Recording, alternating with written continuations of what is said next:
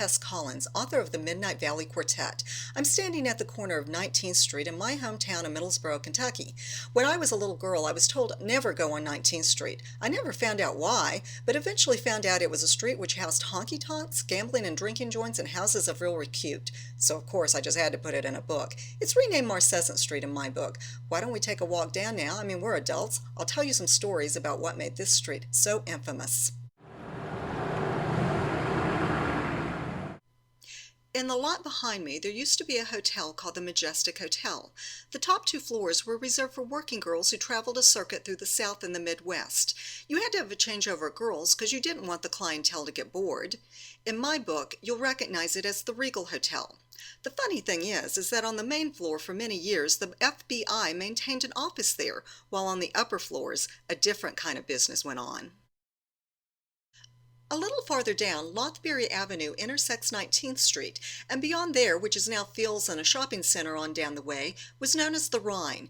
Best way to describe it is that place across the railroad tracks, the bad part of town. You know what I mean, and you'll recognize the Rhine when you read about it in No Town, Book 1 of the Midnight Valley Quartet.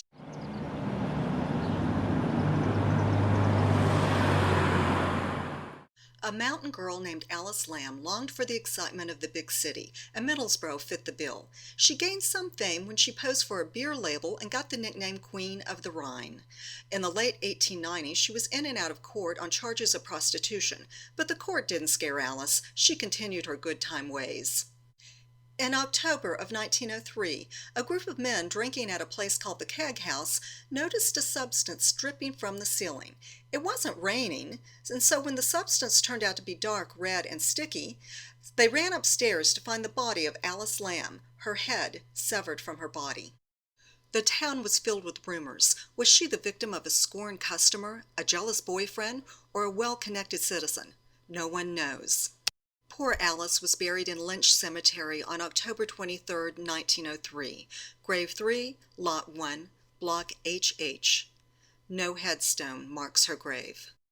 For those of you who have read No Town, you may recognize the Leicester Street Bridge where the unfortunate Bet Moss lost her head, and the Artesian Spring where a lot of my characters stopped to quench their thirst. Now, unfortunately, it's not working right now because the city recently had a flood, but trust me, it tastes like rotten eggs. Thanks for joining me for these chapters of the Crimson County Chronicles. I hope you'll pick up my book No Town and the other books that will come out in the following years. We'd like to add some more stories to these chronicles, so if you have an interesting little story that took place around the Middlesboro area, shoot me an email, and maybe we'll tell that story. Thanks a lot, and bye-bye. Well, I got a girl, oh, you got none.